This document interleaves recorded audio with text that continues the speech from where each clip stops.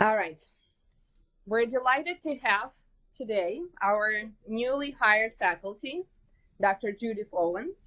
She is an internationally recognized authority on pediatric sleep and author over 100 articles in peer-reviewed journals, chapters, and books on the topic.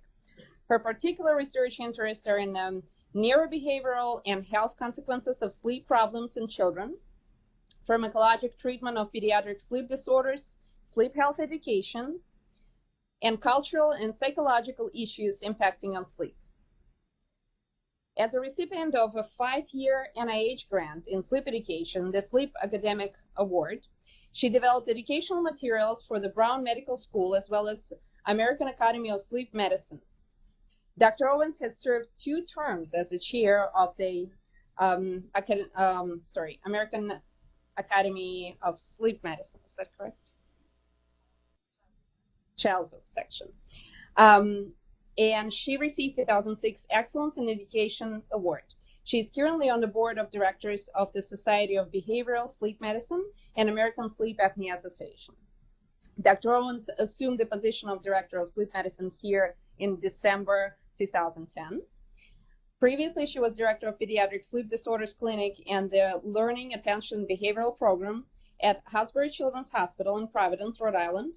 She received her undergraduate and medical degrees from Brown and Masters in Maternal and Child Health from the University of Minnesota. She completed pediatric residency training at Children's Hospital of Philadelphia and fellowship in behavioral pediatrics in Minneapolis Children's Medical Center and in child psychiatry at Brown University. She is board certified in developmental behavioral pediatrics and sleep medicine and was an associate professor of pediatrics at the Brown Medical School. Dr. Owens is a national celebrity. She has been interviewed about her work by numerous national news publications, including Time, Newsweek, the New York Times, the Wall Street Journal, Los Angeles Times, U.S. World and News Report, USA Today, New York Magazine, Washington Post, and many, many more. She has co-authored both a book for physicians in pediatric sleep disorders, a clinical guide to pediatric sleep diagnosis and management of sleep problems, and a parent book on sleep, Take Charge of Your Child's Sleep, the all-in-one resource for solving sleep problems in kids and teens. And we're very happy to have her here, Dr. Judith Owens.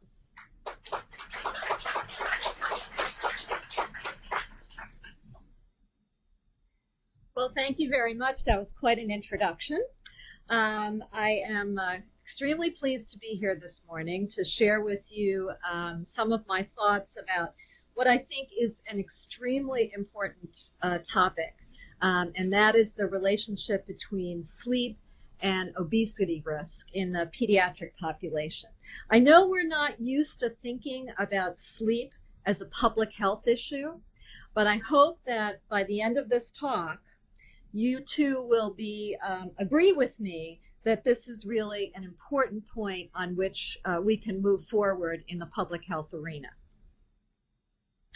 So the objectives this morning, first of all, are to talk about the epidemiologic data that links insufficient sleep with obesity risk, particularly in the pediatric population. And then to talk about the potential mechanisms, because at face value, this is not a relationship which intuitively necessarily makes sense. And then I'll talk a little bit about proposed interventions in terms of introducing sleep health into obesity prevention and treatment programs. And hopefully, we'll keep my audience awake at the same time.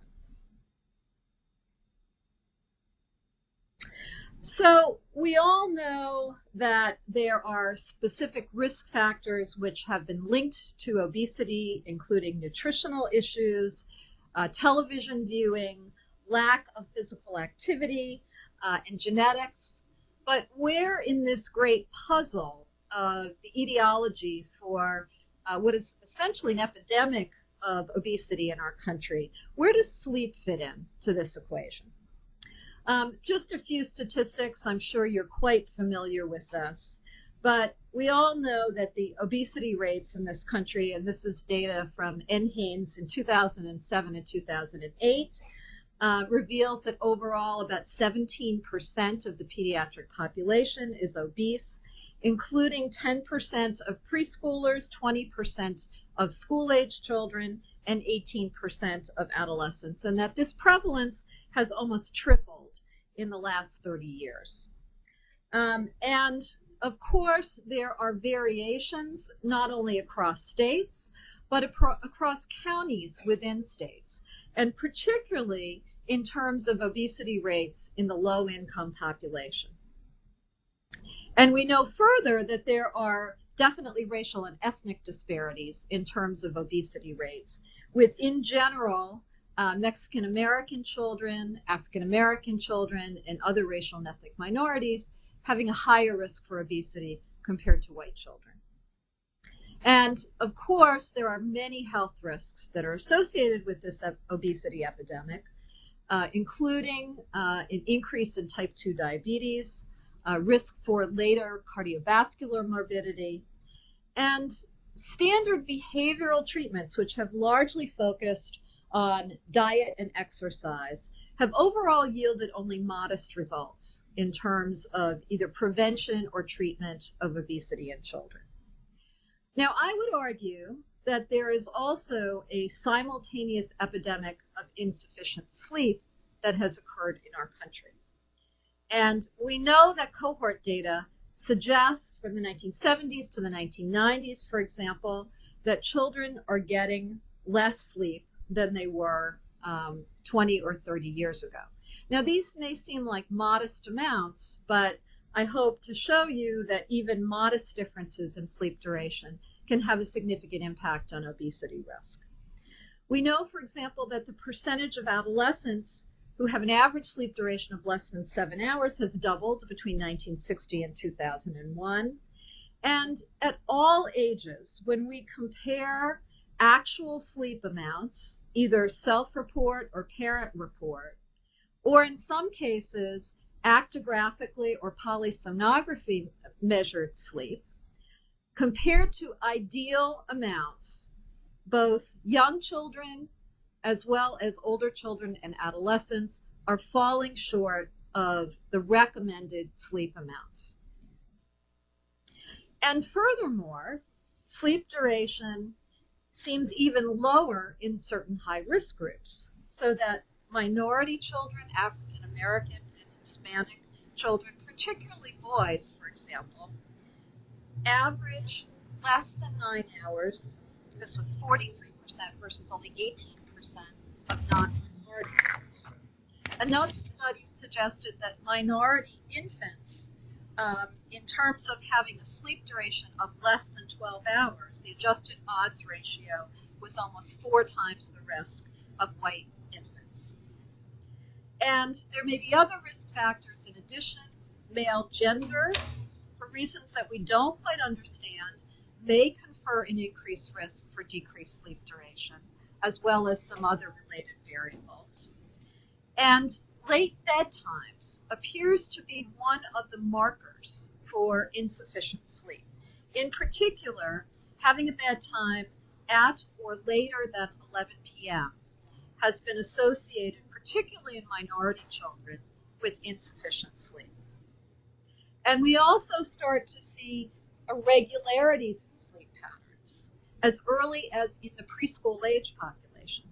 And we know that it's not just the amount of sleep that you get, but it's getting consistent sleep across 7 days of the week and having regular sleep patterns that also may affect things like metabolic function and cardiovascular risk.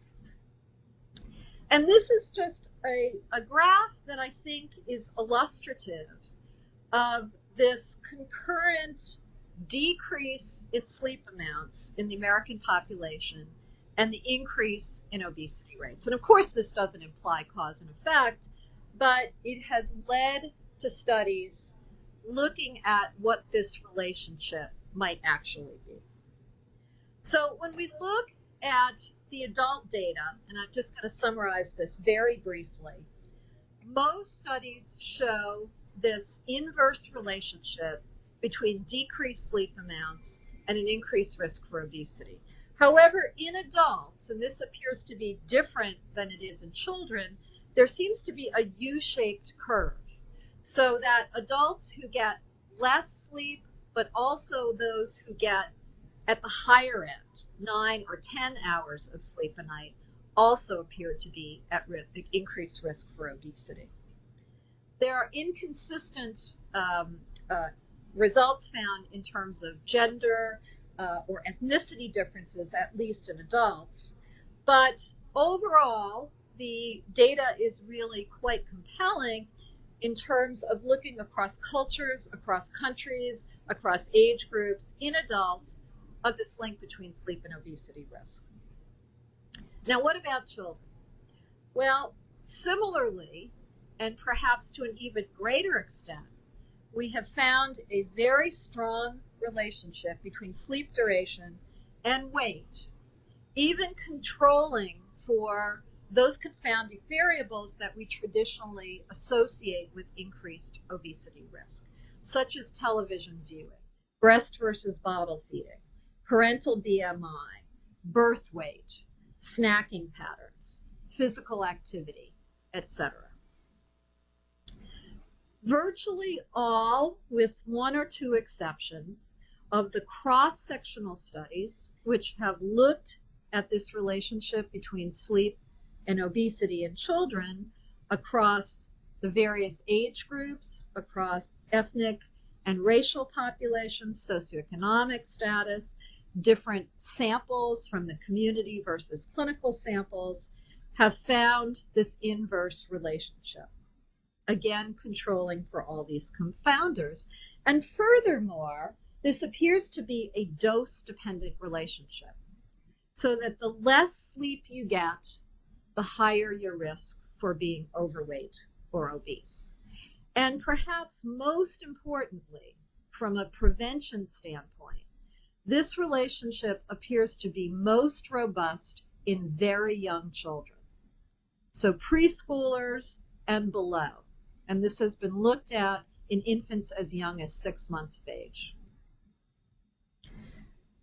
So we see that the risk of obesity, when we compare them to these other risk factors, for example, one study found that of 21 potential risk factors, only maternal smoking, parental BMI, TV viewing, and junk food intake conferred a higher risk for obesity than did a decreased sleep duration.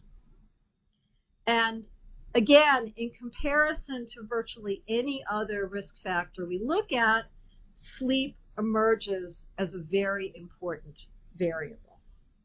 And so the conclusions from these cross-sectional studies was that not only was there a 60 to 80% increase in the odds of being a short sleeper in children who are obese, but on the flip side, for each additional hour of sleep, one study in adolescents estimated that the odds of obesity decreased by 80%, leaving us with an idea for a possible intervention. Now, of course, cross-sectional data only shows a relationship. We need to look at prospective longitudinal data in order to start to identify whether there may be a cause and effect relationship here. So these are just a few of the studies that I'll go through very briefly. The first was a study in a multi-site group practice, which again, and this applies to very young children, showing that average 24-hour sleep duration at 6, 12, and 24 months of less than 12 hours was associated with a higher BMI Z-score and twice the odds ratio of being overweight. And all of these studies showed a similar kind of pattern, with sleep duration measured at 38 months being associated with obesity, at 7 years in a dose-dependent fashion. Negative correlation in this next study between sleep duration in the preschool age range and BMI at 9 to 10 years of age. And in this study, an average of 30 minutes less sleep predicted overweight. So we're not talking about hours difference in terms of normal versus short sleep amounts. And this last study looked at children in 3rd grade and followed them into 6th grade and found that there was an increased risk for overweight and obesity in the short sleepers in 3rd grade when they looked at them in 6th grade, independent of their weight status in 3rd grade. So it really looks as though there's more and more emerging data to support this causal relationship. Now, I will point out that there are some methodological issues which I think from a research perspective are quite interesting.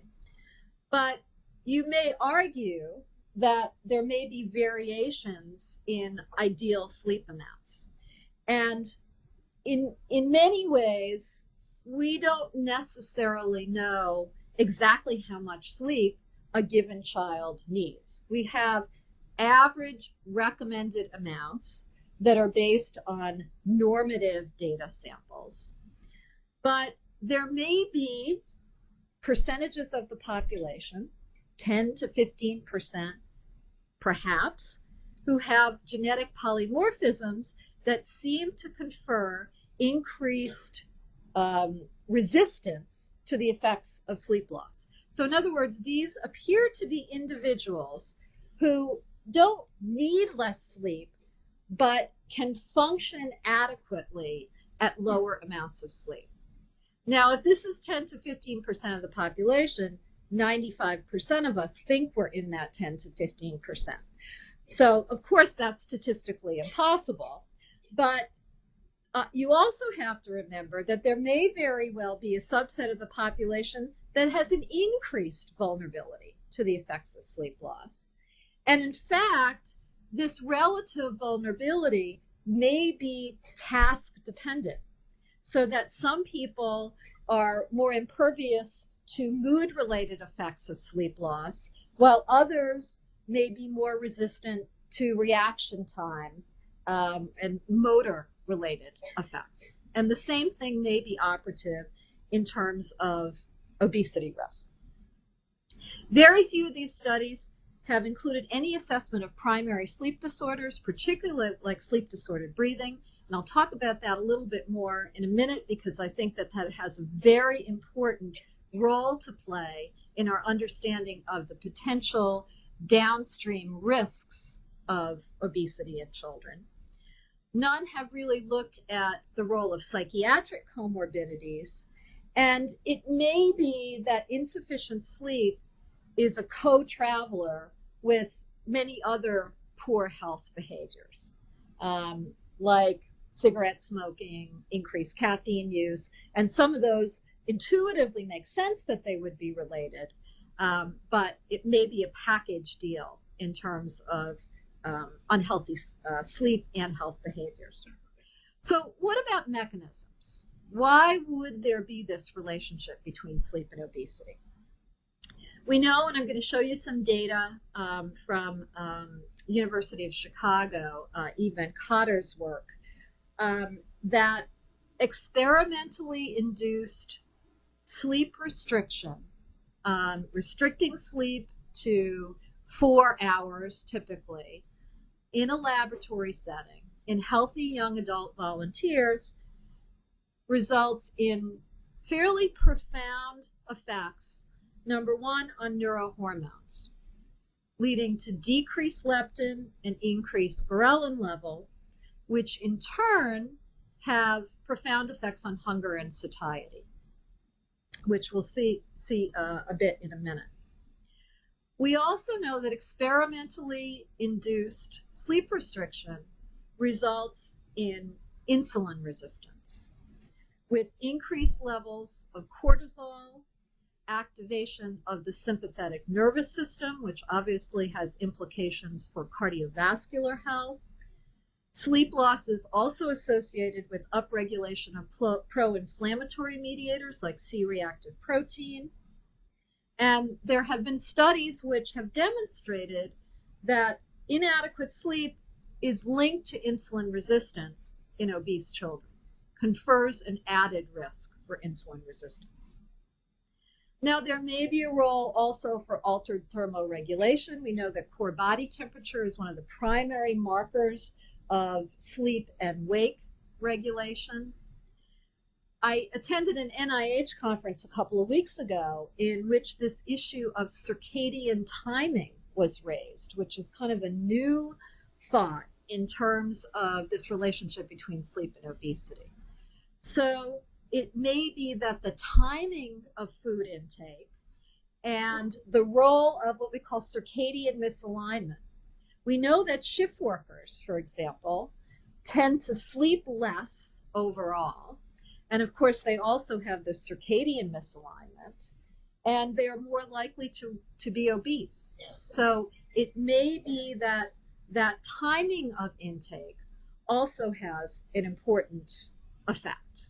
And this was a study which looked at obese versus normal weight 4 to 10-year-olds and found that the obese children not only had a short sleep duration, but they also had more variability in terms of their weekend sleep patterns, which again raises this question of maybe it's not just sleep amounts, but it's the pattern of sleep that also has an important effect.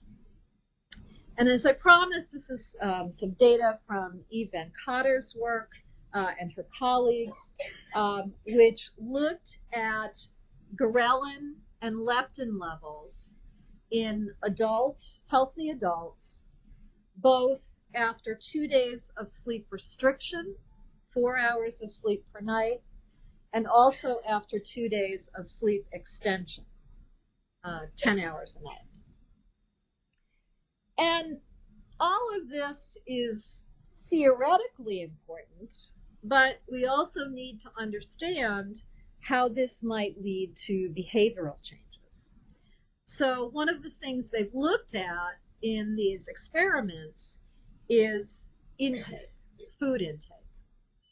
And prior to that, they have also examined self-reported ratings of hunger and appetite and found a very similar pattern in terms of increased perceived hunger and appetite in those adults who were restricted to 4 hours of sleep versus those who had sleep extension to 10 hours.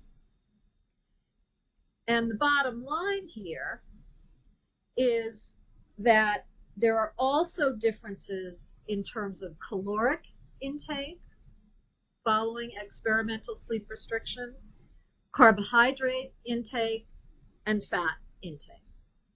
So we have a very powerful mechanism to explain at least some of the reasons why insufficient sleep might lead to obesity. And this was a very nice study that was done by Susan Redline's group, published last year. It was a cross-sectional study, but one of the few studies in the pediatric population to start to look at this relationship between food intake and sleep duration. And this was a study comparing sleep duration as measured by actigraphy, which is a wristwatch-like device that captures data about body movements, and it can be translated to a computerized algorithm which approximates sleep and wake patterns over time. And they compared this to a 24-hour food recall in a group of older adolescents, and found that compared with adolescents sleeping 8 to 4 hours on weekdays, those sleeping less than 8 hours on average consumed a higher proportion of calories from fats, a lower proportion of calories from carbohydrates, and shorter sleep duration was associated with increased odds of consuming a larger amount of your caloric daily intake from snacks. So being a cross-sectional study, this is only a relationship right now, but I think there are a lot of centers around the country that are starting to look at this relationship between sleep duration and intake. Now, moving on to different possibilities in terms of mechanisms. It may be somewhat straightforward one in that fatigue may lead to decreased physical activity. And in fact, the 2006 National Sleep Foundation poll of sleep in adolescents found that 32% of adolescents reported that they were too tired to exercise. And we know that decreased sleep duration is associated with an increase in television viewing and decreased participation in athletic activities. In addition, maybe being awake more hours leads to more opportunity to eat. So there may be a somewhat simple partial explanation for this as well. Now, I'm particularly intrigued by the potential behavioral consequences of sleep loss and how that might impact on eating behavior. We know that daytime sleepiness in children has a profound impact on mood, particularly mood regulation, with an increase in negative mood. We know that it's linked to behavioral problems, particularly externalizing behavior problems, hyperactivity, inattention, oppositional behavior, aggressive behavior. We know that it's linked to neurocognitive deficits, including dysfunction in attention, executive functions, which I'll talk about a little bit more in a minute. And of course, as a result, that's going to lead to performance deficits, particularly in the academic arena, but also in family life and social relationships as well. We know, and being an old ADHD person from way back, I have long been interested in this relationship between attention deficit hyperactivity disorder and sleep loss. We know that even short-term sleep restriction produces global decreases in brain activity, but particularly in the area of the prefrontal cortex. And the prefrontal cortex is the same area of the brain that is primarily affected in attention deficit hyperactivity disorder and leads to deficits in higher level cognitive function, things like working memory, the ability to reflect on and change your behavior, the ability to monitor behavior, to shift attention. So these are very important neurocognitive constructs that are particularly developing, I would add, during the second decade of life in adolescents, who are arguably our most sleep-deprived population. And so deficits in executive functions might lead to problems with judgment, motivation, modulation of emotions, and managing frustration. And you might imagine that that could potentially be linked to eating behavior. We know that sleep restriction also affects the emotional brain, the amygdala. And in this very elegant study, a group of sleep-deprived adult volunteers were shown emotional images. And they had neuroimaging done, both in the normal sleep and the sleep-restricted conditions, and found that not only they had an increased response to these emotional images in terms of uptake in the amygdala, but there appeared to be a weaker connection between the amygdala and the prefrontal cortex, implying that they had a higher level emotional response, but less control over it. And finally, we know that sleep may also be related to reward-related brain function, particularly in the striatum. Less activation by reward might lead to greater sensation-seeking and risk-taking. And studies in adults have suggested that insufficient sleep is linked to changes in reward-related decision-making, so that sleep-deprived adults take greater risks but perceive less consequences to those risks. So, putting this all together, at least in theory, behavioral, mood, and cognitive effects of excessive daytime sleepiness might well lead to changes in eating patterns. We know about the relationship between sleep duration and emotional lability. There was one study which suggested that food-related tantrums, increased anger and frustration, and decreased soothability were strong predictors of elevated BMI. And might parents use food as a way of mollifying children whose behavior is out of control, at least partially as a result of insufficient sleep. And this may be further exacerbated by comorbid sleep-disordered breathing, which I'll talk about in just a minute. Now, the one study that did look at this potential relationship found that externalizing and internalizing behaviors and lax parenting style did not seem to confound the relationship between sleep duration and overweight. But I do think that this is an area that's really ripe for further investigation. And so if we put this all together, we have sleep restriction leading to alterations in metabolic profile, leading in turn to appetite dysregulation, changes in eating behavior as a result of increased appetite and decreased satiety, leading to increased energy intake, but also potential pathways in which sleep restriction is linked to sleepiness and fatigue, sleep-related mood and cognitive, as well as behavioral impairments, leading again to changes in eating behavior, perhaps reduced physical activity and energy expenditure, and both of those pathways leading to increase in BMI. Now, what about this role that I've alluded to of sleep-disordered breathing? And what has this got to do with obesity risk and potentially also with insufficient sleep? It's possible, we certainly know that obese children are more likely or at higher risk to have sleep-disordered breathing. But it may also be that sleep-disordered breathing can lead to physical inactivity and changes in sleep as a result of that mechanism. And there have now been at least a half a dozen studies which have suggested that even children who are overweight will gain weight after an adenotonsillectomy. So that may also be a potential mechanism for this association between sleep-disordered breathing and obesity.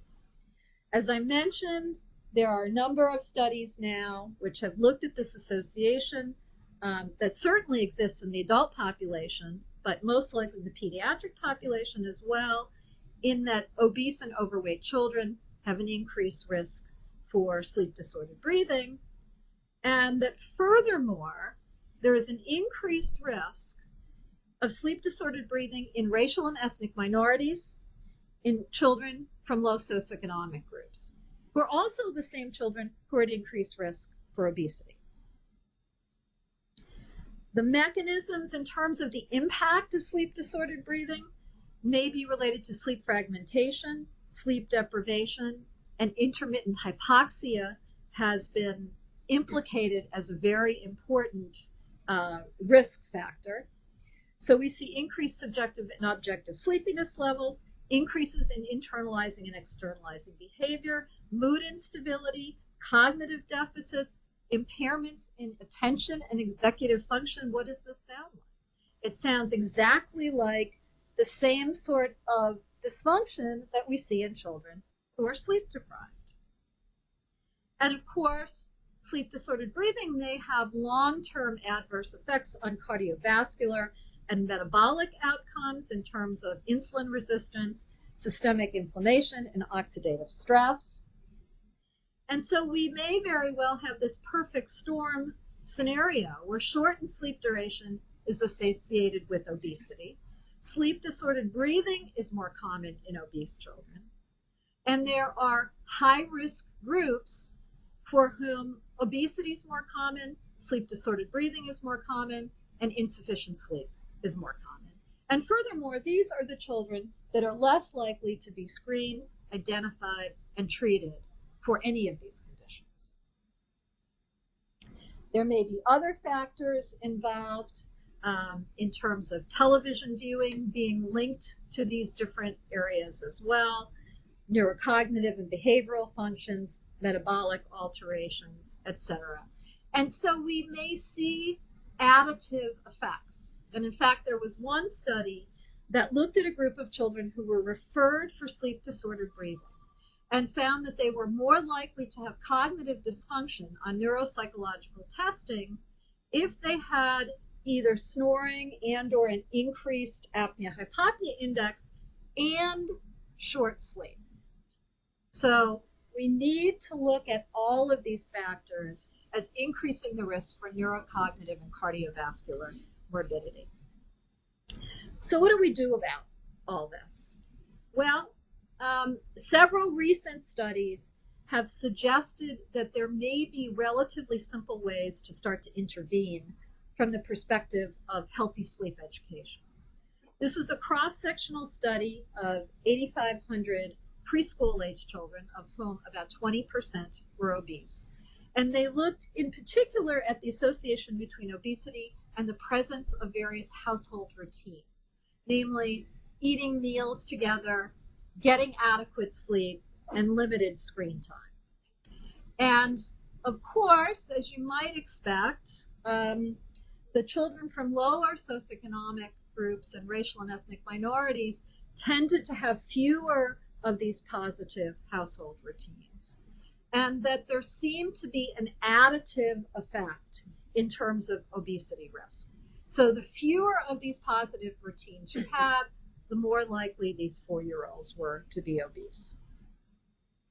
So when we talk about healthy sleep education, what do we mean by that? And I'll just go over this very quickly. The way that I like to think about this is how different practices impact on different aspects of sleep and sleep regulation. So there are certain practices which promote circadian rhythms, regularity of circadian rhythms, and what's called a homeostatic sleep drive. So having an organized and consistent sleep-wake schedule in which there is a bedtime and a wake time, but also a consistent bedtime and wake time across 7 days. Also keeping a regular daily schedule of activities. The human circadian clock is actually a little bit longer than 24 hours. So we have to be synchronized or entrained to the 24-hour days by cues in the environment, of which light and darkness are very important, but also clock time and our regular daily activities help to reinforce our natural circadian rhythm. Bright light turns off the secretion of melatonin, so you want to avoid that in the evening, and introduce light in the morning when you want to shut off your melatonin and become alert. And an appropriate napping schedule is important in reinforcing circadian rhythms. Then there are practices which promote sleep conditioning. Have a regular and consistent bedtime routine. Don't do things in bed which wake you up. By the same token, don't sleep in situations or environments other than in your bed. Telling parents not to use bed as timeout or punishment. And what do we tell kids? If you're good, you can stay up. If you're naughty, you have to go to bed right after supper. And what's the subliminal message there in terms of sleep is bad, being awake is good? Practices which reduce arousal and promote relaxation, keeping the damn television set and the computer and the cell phone and the DVD player out of the bedroom. Reducing stimulating play right at bedtime. Vigorous exercise too close to bedtime, i.e. within about 2 hours, may increase your core body temperature and may make it more difficult to fall asleep. Eliminating caffeine, reducing cognitive and emotional stimulation at bedtime, and finally practices which promote adequate sleep opportunity. So setting an appropriate bedtime and wake time that allows the child to get adequate sleep. And of course there are other factors related to the sleeping environment.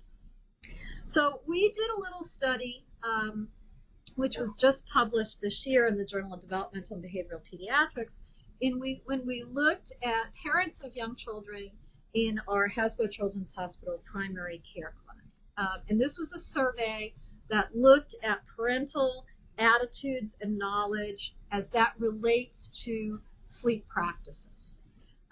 This was a fairly diverse sample, and we found that about 50%, again, these were largely parents of 1 to 5-year-olds, did not have a set bedtime and wake time 7 days a week. Almost 60% were falling asleep with an adult in the room. Now, we don't know whether that was because the child was falling asleep in the parent's bedroom or whether a parent was in the bedroom with the child. But it was kind of a little bit of a surprising finding to us. 76% had a television set in their bedroom. 60% including television viewing as an acknowledged part of their bedtime routine. 21% had no bedtime routine. 18% were drinking caffeine daily, and 3/4 of the parents underestimated what their child's sleep needs were in comparison to recommended norms. And so, as a corollary to this, we developed a very simple brochure that was translated into Spanish that basically talked about average recommended sleep amounts for children of different ages, how to recognize that their child is not getting adequate sleep, how to recognize potential signs of sleep problems, and emphasizing this relationship between sleep and obesity. And we looked at the impact of the intervention. We found improvements in the hoped-for direction. Initially, 80% believing their child gets enough sleep, down to 60% post-test, 78 to 55% believing their child had healthy sleep habits, and doubling the percentage of parents who plan to change their child's sleep habits. Whether that translated into behavior or not, we don't know. We found some interesting results in terms of sleep knowledge.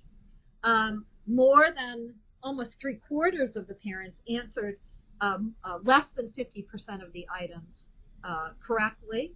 And the vast majority associated insufficient sleep with being underweight and not overweight. So there's not a general understanding of that relationship.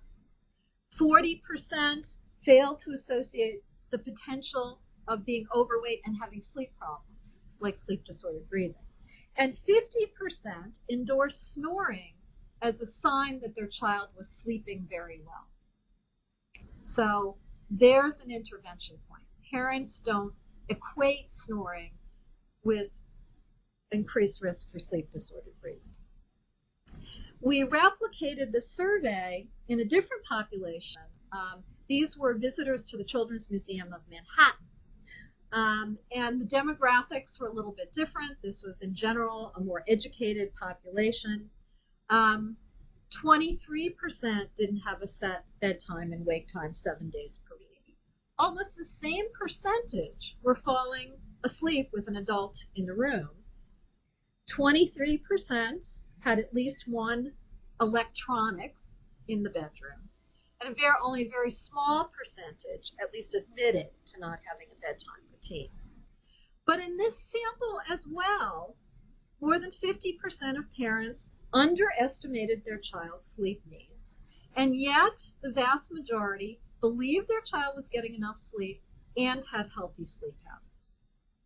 And we also saw a significant percent of the population who got a lot of the sleep knowledge questions wrong, in particular this relationship between sleep duration and obesity. And furthermore, in both of these studies, we found that lack of knowledge about sleep was associated with the presence of unhealthy sleep practices in these families. So I have been working with several different agencies in the last couple of years to think about developing and including sleep as part of intervention for reducing obesity risk and even treating obesity. In particular with the Children's Museum of Manhattan, who has got a grant for an early childhood obesity prevention program that is based in Head Start programs in the community. And I worked with them to develop a sleep piece to this, which merged information for parents, very basic information about sleep amounts and healthy sleep habits, and also activities that correlated with this for the children. And next month, I'm very happy to say that the Children's Museum of Manhattan is going to be opening their first floor Healthy Lifestyles exhibit, which is going to be at the museum for 2 years. And an equal partner in terms of obesity prevention, yay, is sleep. So we have the nutritional section, physical activity, consequences of obesity, and the sleep portion.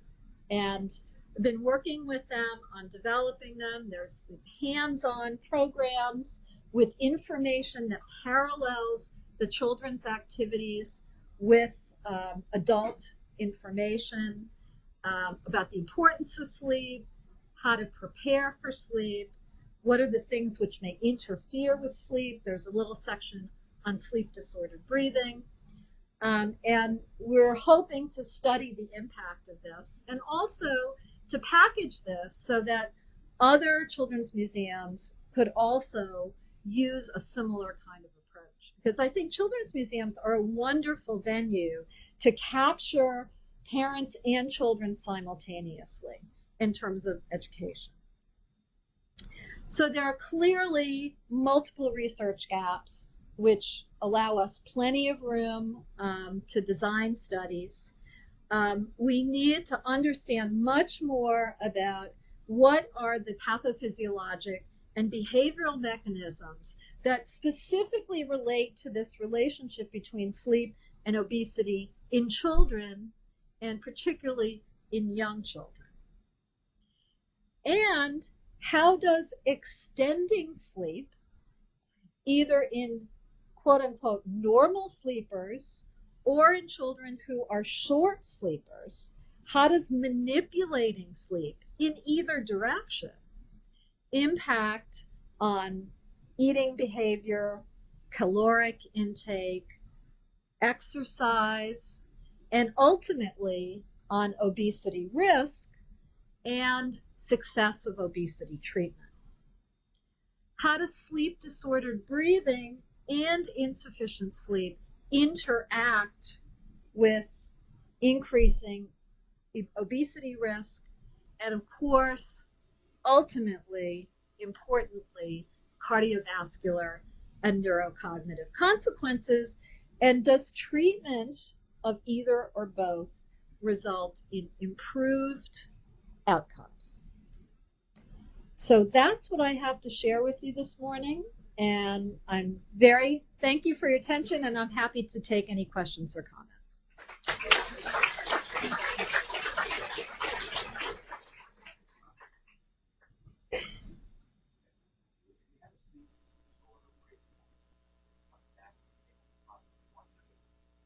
Well, there's some speculation about that if you decrease the work of breathing, that you may decrease caloric use of caloric intake. Intuitively, it doesn't make sense because you would think that kids who are treated for sleep-disordered breathing will be more physically active. And so I think that was a big surprise to everyone. But it really has been consistently shown now, I think, in enough studies. And again, it's not just in underweight kids or even normal weight, but those kids who start out being overweight and obese also tend to gain weight. Now, these are also fairly short-term studies, so we don't know if that eventually plateaus out after 6 months, for example, and then we see a decline. But I think, nonetheless, it raises some very important questions about adenotonsillectomy as an intervention in children who are already obese. That's a great talk. And I was wondering, have there been many studies done on sleep latency and how this might impact how long it takes after you actually get into bed to fall asleep? It's a little harder to study, but I wonder if anybody's tried. Yeah, I think that's an excellent point. And one of the problems with doing large-scale epidemiologic studies is that really when we're talking about sleep duration, we're actually talking about parent-reported time in bed, okay, which we know from actigraphy studies that parents tend to overestimate the amount of sleep their children get and underestimate the amount of time that they're awake, including sleep onset latency. So you're absolutely right that I think we need to look at those as variables. And there have been a couple of studies which have included sleep quality, whatever that is operationalized as a potential variable in this relationship. And there's some suggestion that that may play a role, and whether that really is a marker for increased sleep latency and night wakings, I think we don't know. But that's where the role of actigraphy, I think, as a tool, obviously it's difficult still to study very large samples with that, but certainly allows us to study hundreds of children in terms of more objectively quantifying sleep.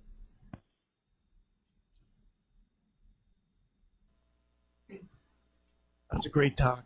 I had two comments. One was, the idea of sending the kids early to bed might in fact have, when they're bad, some rationale for it, because if they then had more sleep that night, they'd be better behaved the next day because they would be using their prefrontal cortex. That's a good point. The other thing that's fascinating is, of course, with ADHD kids who are on stimulant medications, which both decrease their appetite and also can interfere with their sleep, and that they're more likely to lose weight than gain weight in terms of the balance of those two.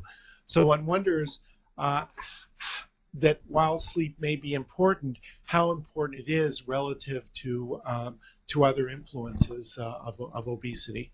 I mean, absolutely. And I all of these things interact with each other. Your comment about ADHD is interesting because there actually have been a couple very recent studies which have suggested that at least ADHD children who are not on stimulants are actually more likely to be overweight and obese compared to the general population, which is kind of counterintuitive to our usual thinking of them as being these skinny little kids that we're always trying to fatten up. And whether that relates to impulsive eating or eating to try to regulate mood, I think also raises some interesting questions about the link to eating behavior. That was a very enjoyable presentation. Thank you. Cross-culturally, there are some nations where the incidence of obesity is much lower than the United States. Are there any studies there of sleep patterns? Is there any correlation in international studies, or are the studies that you have presented mostly of the Anglo world? That's a great question, and both in adult and to a lesser extent in pediatric populations, these studies have been done around the world. But overall, the preponderance of evidence is in westernized cultures and more urban, and less rural kind of areas. And I think that has not been fully explored as being a potential issue. The other thing which that raises, which I think is quite intriguing, is that there are countries in which sleeping patterns are very different from ours, and in which there is a very common siesta period, or a period of sleep in the late afternoon during the day, with a concomitant reduction in nocturnal sleep. So how that might impact on obesity risk, I think, is an unanswered and very interesting question. Yes, I had one question. A very nice talk. And I'm a neurologist, and I actually spend about half my time in my headache clinic talking about sleep with my teenagers. Yes. But I had a question. Is it too expensive? There's a lot of variables, both in the amount of sleep people need and like you said, it's hard to answer questions. Has anybody ever used a gold standard like an MSLT to actually measure excessive daytime sleepiness as part of these studies, or would that be too expensive? The question was about using MSLTs, and for those of you who aren't familiar with it, this is a series of 5 20-minute nap opportunities separated by 2-hour intervals, typically the day after an overnight sleep study. And it's our best objective way of looking at physiologic sleepiness. There have been a few studies, and it's, as you mentioned, is quite cumbersome and also very expensive. But there have been a few studies which have looked at MSLT results.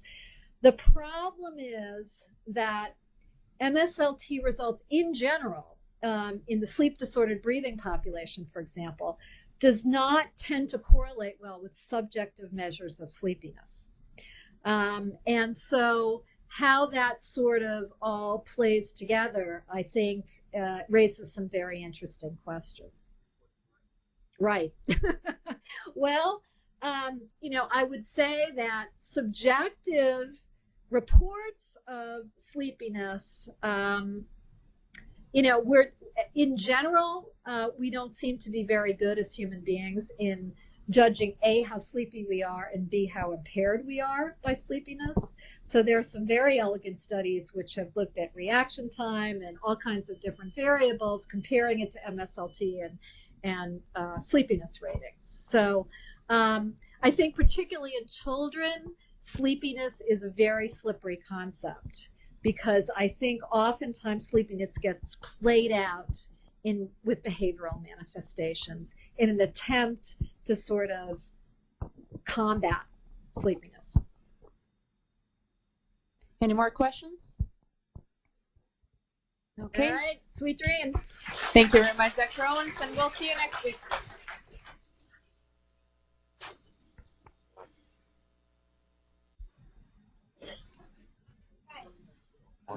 Chief, how are you?